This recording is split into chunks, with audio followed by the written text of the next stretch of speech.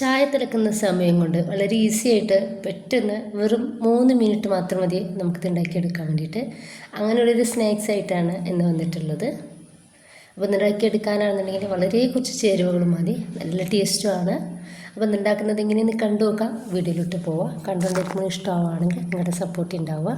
അപ്പോൾ ഇതിന് വേണ്ടിയിട്ട് ഞാനൊരു ബൗളിലോട്ട് 1/2 കപ്പ് റവ ഇട്ട് കൊടുക്കുന്നുണ്ട്. ഒരു 1/4 കപ്പിനെക്കാട്ടും കൂടുതലായിട്ട് എന്നാൽ 1/2 കപ്പില്ല കേട്ടോ, ആ ഒരു രീതിയിൽ വെള്ളം എടുത്തിട്ടുണ്ട്. അതൊന്ന് ഒഴിച്ചെടുക്കുക. ഇപ്പം നമുക്ക് 1-2 മിനിറ്റ് ഒന്ന് വെയിറ്റ് ചെയ്യാം, ഈ ഒരു റവ ഈ ഒരു വെള്ളത്തിൽ നിന്ന് കുതിർത്തി കിട്ടാൻ വേണ്ടിയിട്ട്. അപ്പോൾ ഈ റവ ഈ ഒരു വെള്ളത്തിൽ നന്നായിട്ടൊന്ന് കുതിർന്ന് ഒന്ന് റെഡിയായിട്ട് കിട്ടിയിട്ടുണ്ട്. ഈ ഒരു സമയത്ത് ഇനിയിപ്പോൾ നമ്മളിതിലേക്ക് ചേർക്കുന്നത് 2 ഉരുളക്കിഴങ്ങ് ഉപ്പിട്ടിട്ട് ഒന്ന് വേവിച്ചെടുത്തിട്ടുണ്ട്. ഇനിയിപ്പോൾ അത് നന്നായിട്ട് ഉടച്ചതിന് ശേഷം നമുക്ക് റവയിലേക്ക് ഇട്ട് കൊടുക്കാം. ഇനിയിപ്പോൾ നമ്മൾ ഇതിലോട്ട് 1/2 കപ്പ് ഗോതമ്പ് പൊടി ചേർക്കുന്നുണ്ട്. ഇനിയിപ്പോൾ ഇതിലോട്ട് ആവശ്യത്തിലുള്ള ഉപ്പ് ചേർത്ത് കൊടുക്കുക. എന്നിട്ട് ഇതെല്ലാം കൂടി കൈവച്ചിട്ട് നന്നായിട്ടൊന്ന് കുഴച്ച് റെഡിയാക്കി എടുക്കുക. വേറെ വെള്ളമൊന്നും നമ്മൾ ഇതിലോട്ട് തീരും ചേർക്കരുത് കേട്ടോ. ഇങ്ങനെ ആയിട്ട് നമുക്ക് വെള്ളം കൂടുതലായി തോന്നുകയാണെങ്കിൽ കുറച്ചും കൂടി ഗോതമ്പ് പൊടി ഇട്ടെടുത്തിട്ട് റെഡിയാക്കി എടുക്കാവുന്നതാണ്. ഇപ്പം ഞാനിതാ ഇതുപോലൊന്ന് കുഴച്ച് റെഡിയാക്കി എടുത്തിട്ടുണ്ട്. ഒരു 1-2 മിനിറ്റ് മാത്രം മതി ഇതുപോലൊന്ന് നമുക്ക് കുഴച്ചെടുക്കാൻ വേണ്ടിയിട്ട്. ഈ സമയത്ത് ഇതിലോട്ട് ചെറുതാക്കിയിട്ട് കട്ടാക്കി എടുത്തിട്ടുള്ള മല്ലിയുടെ ഇലയും 1 ടീസ്പൂൺ കുരുമുളക് പൊടിയും 1 ടീസ്പൂൺ ചില്ലി ഫ്ലേക്സും അതുപോലെ തന്നെ 1 ടീസ്പൂൺ ചെറിയ ജീരകം കൂടി ഇതിലേക്ക് ചേർക്കുന്നുണ്ട്. എന്നിട്ട് എല്ലാം കൂടി കൈ വെച്ചിട്ട് നന്നായിട്ടൊന്ന് മിക്സ് ആക്കി എടുക്കുക.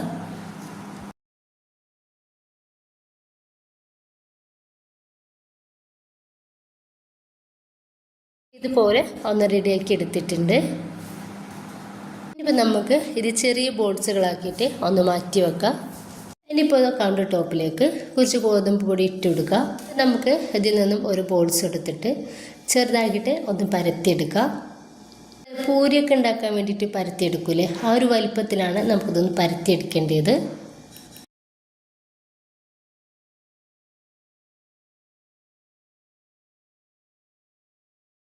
ഇതുപോലെ ഒന്ന് പരത്തിയെടുത്തതിന് ശേഷം ഞാനൊരു മൂടി വെച്ചിട്ട് ഇതൊന്ന് കട്ട് ചെയ്തെടുക്കുന്നുണ്ട്. നിങ്ങളിതിങ്ങനെ ചെയ്തെടുക്കണം എന്നില്ല കേട്ടോ, ഞാൻ ഫോട്ടോയിലൊരു ഭംഗിക്ക് വേണ്ടിയിട്ടാണ് ഇതുപോലെ ഒന്ന് കട്ട് ചെയ്തെടുക്കുന്നത്. ആ സൈഡിലത്തേക്ക് നമുക്കൊന്ന് ഒഴിവാക്കി കൊടുക്കാം.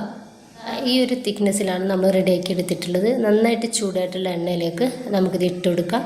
മീഡിയം ഫ്ലെയിമിൽ ഇട്ടിട്ട് വേണം നമ്മളിതൊന്ന് റെഡിയാക്കി എടുക്കാൻ വേണ്ടിയിട്ട്.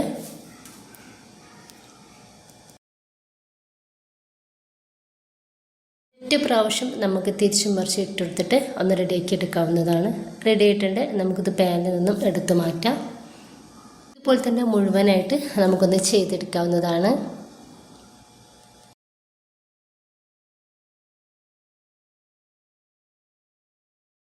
അപ്പോൾ ഇത്രയേ ഉള്ളൂ. നല്ല ടേസ്റ്റാണ് ഇത് കഴിക്കാൻ വേണ്ടിയിട്ട്, ഒരു പ്രത്യേക രുചിയാണ് കേട്ടോ ഇതിന്. എപ്പോഴും നമ്മുടെ കയ്യിലുള്ള ചേരുവ മാത്രം മതി ഇതുണ്ടാക്കിയെടുക്കാൻ വേണ്ടിയിട്ട്. നല്ല ഹെൽത്തിയാണ്, ഉണ്ടാക്കി നോക്കുക. നിങ്ങളുടെ അഭിപ്രായങ്ങൾ അറിയിക്കുക. ഇഷ്ടമായിട്ടുണ്ടെങ്കിൽ സപ്പോർട്ടൊക്കെ ഉണ്ടാവും. ഇൻഷാ അല്ലാഹ്. ഓക്കെ.